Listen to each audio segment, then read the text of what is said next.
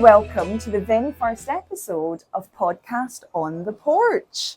I'm Jennifer, and my first guest is Brodie Phillips. She's a local girl to me. She drove down here today in a big American Chevy pickup. She also owns a 56 Cadillac. She's very cool. Now, Brodie's going to tell us all about her journey from hairdressing to the motor trade. And I think you've got a cool story to tell. Thanks for joining me on the porch. Thank you for having me, Jen. So, where did it all begin? Hairdressing, obviously, but Yes. Tell us about that. So I left school not really knowing what I wanted to do with my life. Like most of us. Yes. And I think the creative side has always been there, a big influence from my parents. And I somehow got into hairdressing. I won't go too deep into exactly how I got there, but I found myself really interested in the editorial stuff, session styling, and I really wanted to push getting into that.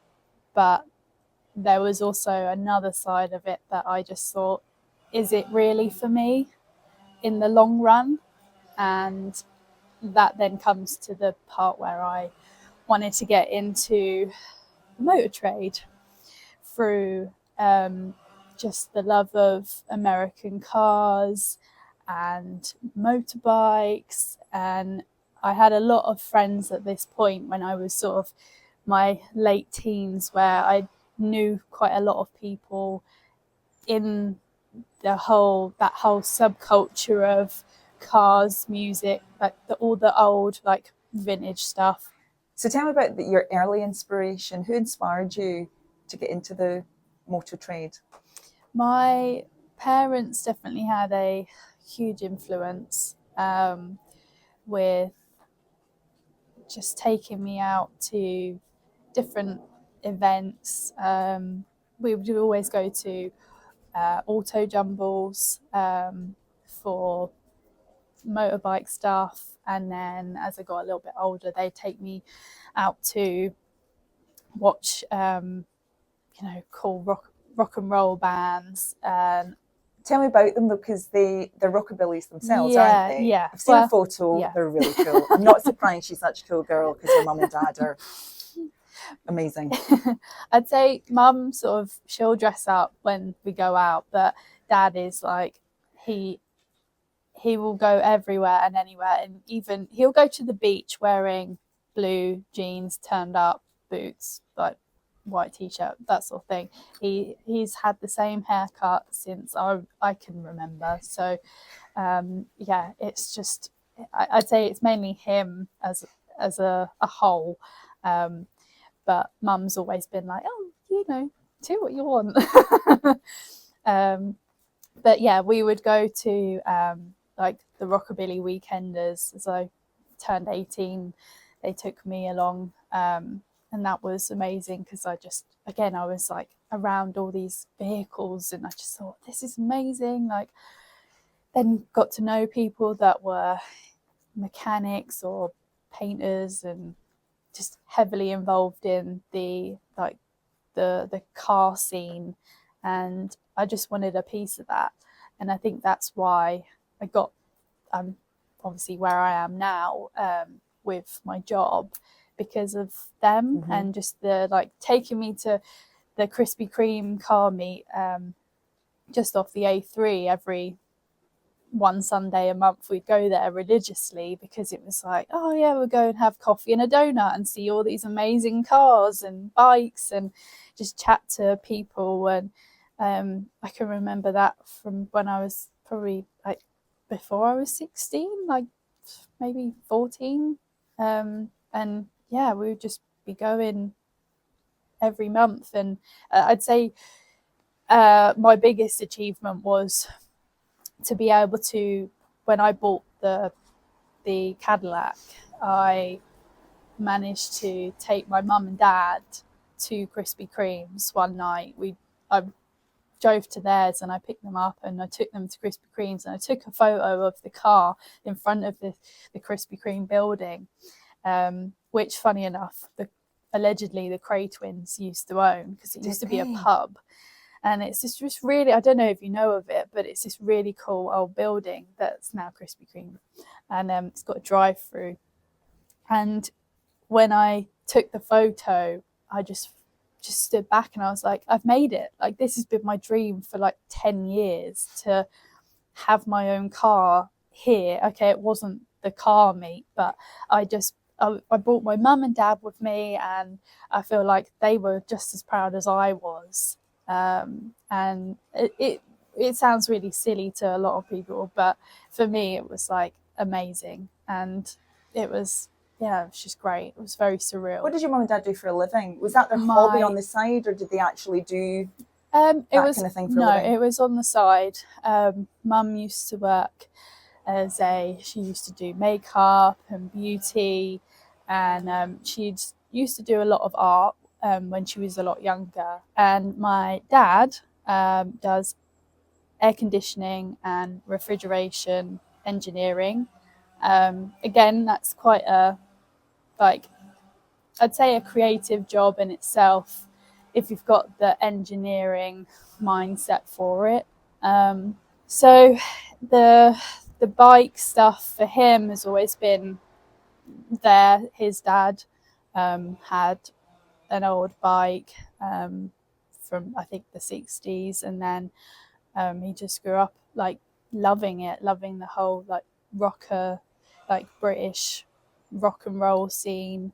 And then just he's loved the music, growing up with that sort of subculture, I guess, and then just pushed the influence onto me and my brother, who I don't think is as much into it anymore.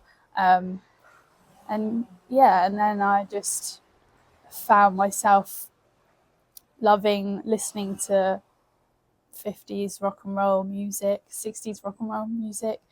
And then as I've gotten older, I've like expanded my taste in music and clothing and vehicles. But yeah, I just...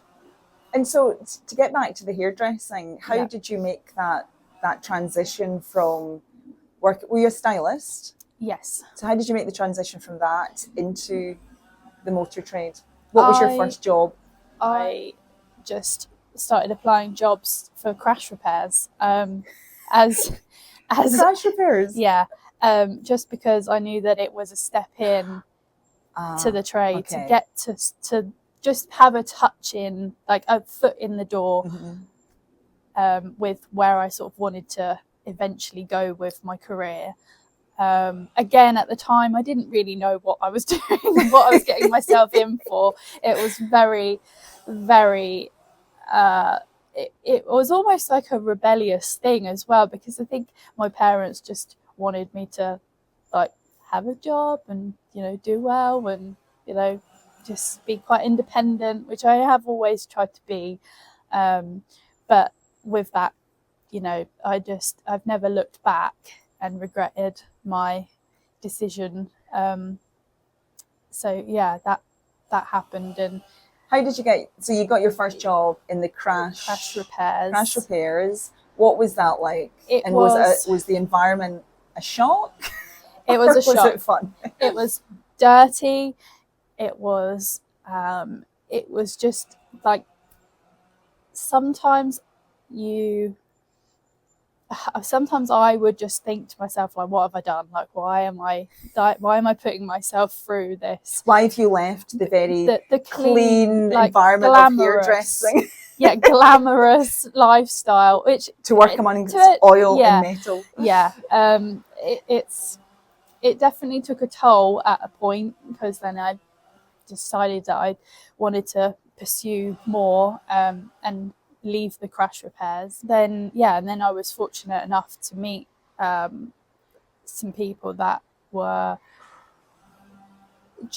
they were everything about what I wanted out of the trade, and that was to be in with the classic American cars, and work on them and just get to know all about them and the history of them. and then that then led me on to getting into restoration. And again, I've never looked back and thought that it was a bad move. It was the best move ever. And I was traveling far every day. Really? For work. Picking up broken vehicles and bringing them back? No, just so where I lived in Gatwick and then had to drive to High Wycombe every day. You literally were commuting far? Yeah. Okay. I thought you meant travelling around the country, picking up cars. I wish. No, okay. No. I did have a great opportunity to go to Scotland with my old boss, and that was to take 2 vehicles back up to Scotland that were at the workshop, and that was just an amazing experience to drive a 40s Cadillac. Wow. All the way up there. And how long did that take? I think it was about 7 hours. I can't really remember, but I just know that we drove through the whole night pretty much with stops, and then when we were up there, it was like just incredible to like just experience that. And then when the sun started coming out and it was, you realize, oh, it's morning now, like haven't actually slept at all. It was like surreal. I'm driving this old vehicle. Like, what is life now? Like, life is incredible from where I've come from. So that was just an experience in itself. So how did that job develop? So tell me the stages of the start, working in the crash repairs, the inspiration to get into painting and stuff like that. Tell me about the various processes you went through for that. So with the crash repairs, I wanted to get into paint, and it was a little bit of a struggle to get into the paint with that company, because they were short on staff and etc. And we had just gone into lockdown, and then COVID happened and everything else. And that's when I then met the people that I got into the restoration with, and they were just like, just get on with it. Like, the best thing for you and the best way to learn is to just get on with it. And so my then boss, he just said, look, I'll teach you what I know, not as a painter, but just someone that knows a little bit about painting and bodywork, and just go from there. And I think when I put my mind to something, I can make it work, and I'll do like my best with it. And so that just progressed. It's been tough, because as much as the motor trade has changed to this day, it's still very male dominated, and it is a scary industry to get into as a female. As a female working in that industry for that company, did you find that you had something to offer, though, that maybe the males there didn't? Yeah, definitely. And did they recognise that? Yeah, absolutely. And again, I think with the restoration stuff, there's very little of the American restoration out there, because there's a lot of guys that just do it as a one-man band. Like, they just do it from their own home, and will buy a car and do it up, sell it on, and not always do a great job at it. But companies, these are small, that do the restoration, are like, they're specialists. They have like an interest in what they're working on, and because I had an interest in that specific thing, it definitely just, I think it just helped that they were like, you're showing enthusiasm, like, let's get you on, like, let's get you in there. And I think because I've got a creative eye, I could just offer that, and it has, it's taken me to where I am now. And did you have qualifications from school, like art and stuff like that? How were you able to prove to them that you had the flair for doing that? So it was really hard because I've actually come from school having nothing really there. Like I struggled in school with. Join the club. Yeah, it's really it sucks because I wish that teachers paid more attention to someone like myself who did struggle in school and was always put in the bottom class. And I've heard that so many times. Yeah. So common. And but at the time you just think that you're the only person. Everyone else is excelling and doing well, getting good grades, and you're just at the bottom of everything with the naughty kids, and you're just there like, why am I in the same group of people when actually I do want to learn? I'm just struggling more than others would. So I came out of school with pretty much nothing to show that I could do all of this stuff for a living. I've just had to, I don't know, I guess really the way to look at it is that because of my interest of basically everything old and vintage, classic, whatever you want to call it, I just can pick up a tool and I'm practical. I can get on with the job and work it out as I go along. And that's helped me massively to get in with the restoration, because not everyone can just go and apply for a job at an American restoration garage or workshop or whatever, because it's niche. It's not everyone gets it. And yeah, it's And what became your speciality? Painting, upholstery? What was your favourite sort of line? I think what I'm doing now with the upholstery is me. This suits me and my lifestyle, and just as a person that deals with a lot of stress and anxiety and everything. Doing upholstery, just sitting at a sewing machine and like being creative with materials, that's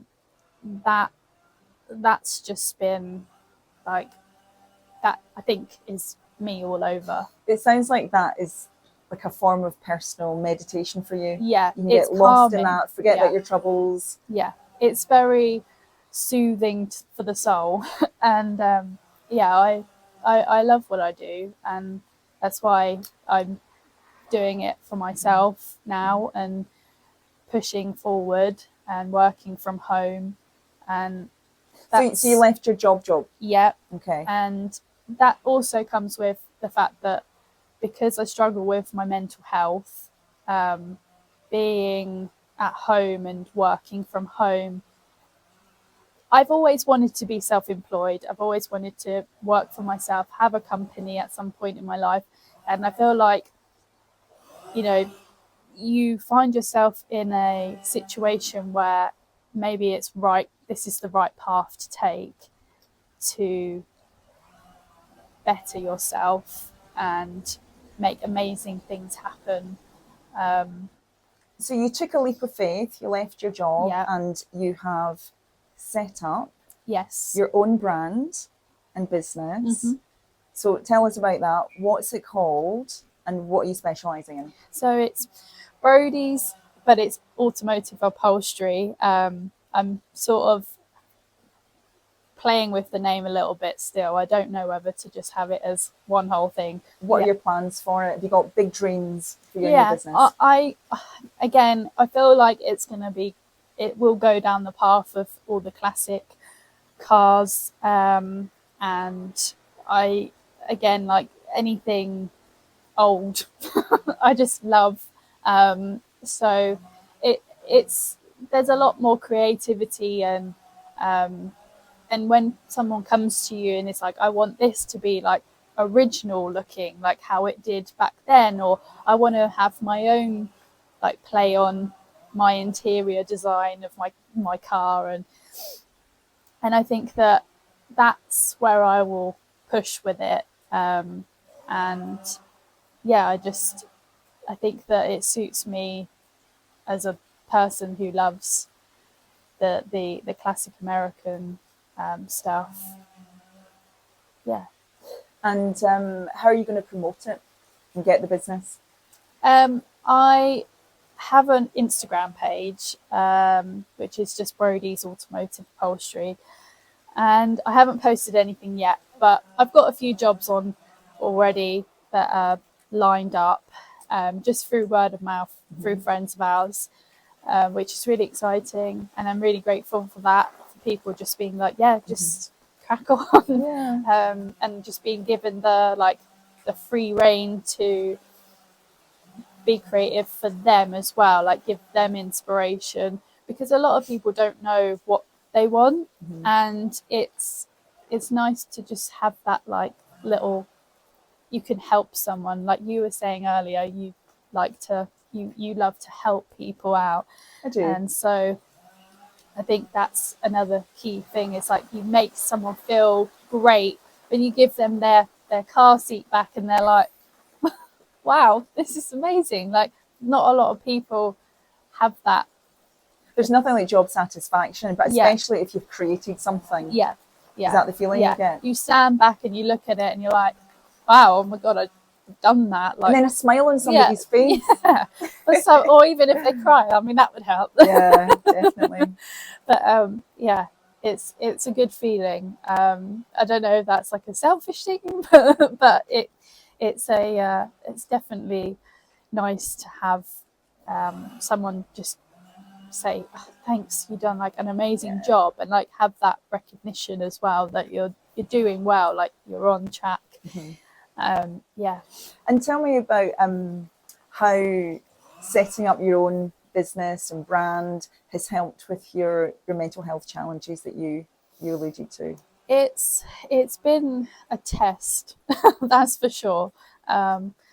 Definitely testing my patience with just how long you've got to sort of take time for yourself of healing, just to also put in, like, I make lists every single day, all day, and I could make 3 lists in one day.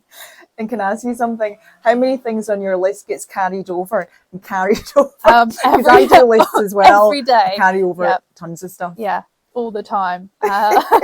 It's actually quite embarrassing. I don't even want to look back. But because I make my lists in my like notepad, which is also where I journal, another thing that's helped me is just like writing down like what I've got, like what I've achieved, and that in a day, that's really helped. But when I've written the list down, I just think, if I look back this time next year and I'm like, wow, how many times have I had to like put the washing on, like carry it? It's funny, you don't need a diary, do you? No. When you've got lists, a book of lists, you just you look back. Oh, that's what I was doing that day. Oh my God, my life was a mess at that period. What was I doing? Yeah. Oh. It's great. But yeah, all of that aside, I think just the motive of knowing that I'm doing it for myself now, and I'm there now. Like, if I look back to when I was 18, when I was hairdressing, I want to have my own company. I'm there. Like, I'm here now, and I hope that it does work out and I get the ball going with it. But yeah, I'm proud of my journey to this point. It's just been a hard one because of the chaos that is the way that my mind works, my brain. Yeah, I mean, you say that, but the impression I get is that you're managing it brilliantly and actually giving yourself this distraction and focus. Focus is really important, absolutely. I think, when you're struggling. And I think you're doing great. Also, I wanted to bring up your partner, Matt. Yes. So the Chevy that Brodie drove down in today is actually Matt's. Yes. So he lets you drive it. Yes. I don't take credit for it. It's it's all of his. You two got a lot in common, so you're into the Yeah. same stuff, and I take it he's been a massive support in setting up your brand. Yeah, absolutely. he without Matt, I don't want to blow smoke up, but without him, I don't even know. I don't know where I'd be. And that saying always cringes me out a little bit, but I think he credit where credit's due. Yeah, he is a very grounded person, and he knows what he wants and makes it work. So I've got that as inspiration every day, and he's like the motivation for me. Because like a weekend, he'll be like, "What do you want to do? Like, should we work on the truck? Should we do this to your car?" And I'm like, it's the weekend. But because his job is carpentry, he's not in on the, like, his hobby is what maybe not the mechanical side, but his hobby is what I've done or worked with as a career. So when you want time out from it on a weekend, he wants to be doing it. So but recently when we did the engine swap on the truck, and that was so much fun. Like I said to him, I'm like, I'm having so much fun doing this, because I'm not mechanically minded at all, and I get very lost in mechanics. But with the help of him, he's very patient. He is learning as well as I am.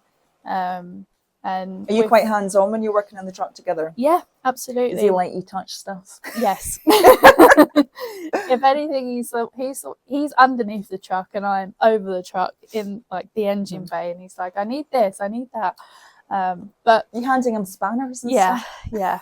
And the thing is, I'm like very organized with my work. So with my toolbox, everything's neatly laid out.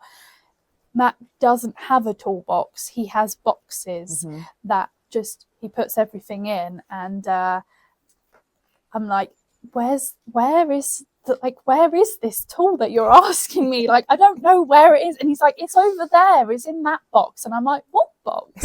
Like, but we are gonna sort that garage out, and I've already said, like, you need a toolbox with drawers so that everything we'll go through it.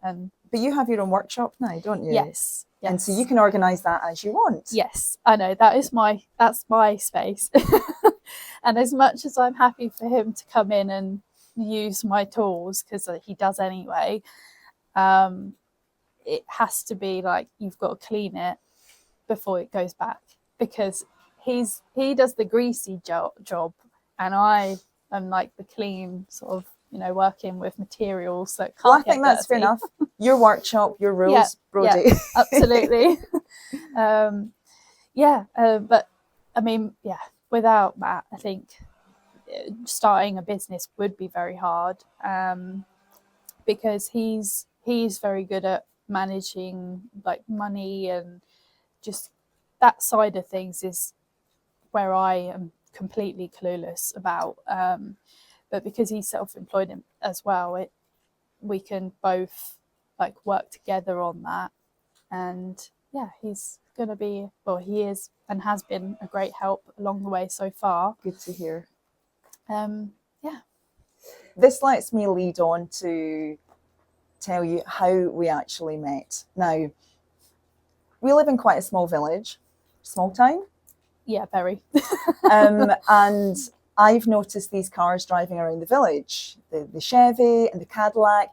Didn't know who was driving them, but felt compelled to wave and to say, hi, oh my God, you guys are cool driving this car. And then lo and behold, I got a message through my Instagram, American Bungalow, from Brodie, just saying, hi, hope you don't mind me getting in touch, but been out for a walk and walked past your house.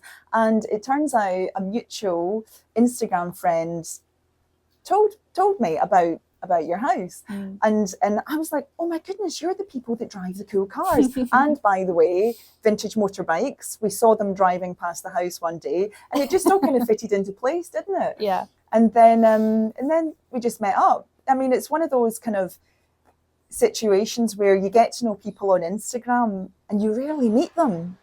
But we did meet, and it's been an absolute pleasure. It's been so nice to meet you. Honestly, it's very surreal, because I wake up every day and think, like, obviously being able to drive the truck, my car, like knowing a lot of people that I now know as well. I feel like I'm actually asleep and I'm dreaming, like it's not real, because it's kind of the life that I've always been manifesting, and you and I are both huge on that. We are manifestors, by the way. And that's why it's amazing, because when we did meet and Matt and I came over and we had drinks out in your bar, and that was amazing. And we just it was just so natural, because you only live down the road, and like we didn't even know each other, and we obviously were passing you by, but we're sort of admiring each other from afar, and then it's just nice to finally meet. Exactly. And I think as much as I hate and I'll emphasize on the hate social media, it is a beautiful thing, and I am grateful for people that I know through Instagram that have obviously helped me just meet my friends that are now friends of mine today. It is amazing, like the network that it has. But at the same time, I can't stand it. That's why I only have Instagram. I think if everyone's honest, most of us have a love-hate relationship with social media. But when you meet good friends through it, absolutely. Yeah.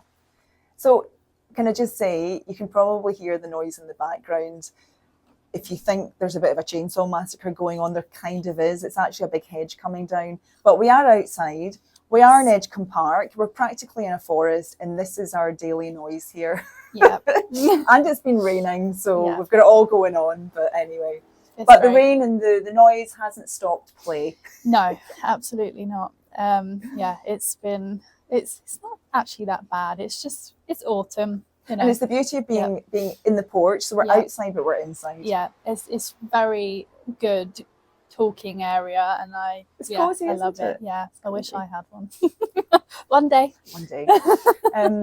So Brodie, thank you so much for being my first guest on the porch, and for telling your story, and for being really open and honest as well. It's much appreciated. Thank you. I've had an amazing time. This is way out my comfort zone. Well, but it's great. This is my favourite thing, right? Sitting out here, chatting to lovely friends and interesting people. It just so happens we're recording this one. Yeah. For prosperity. Yep.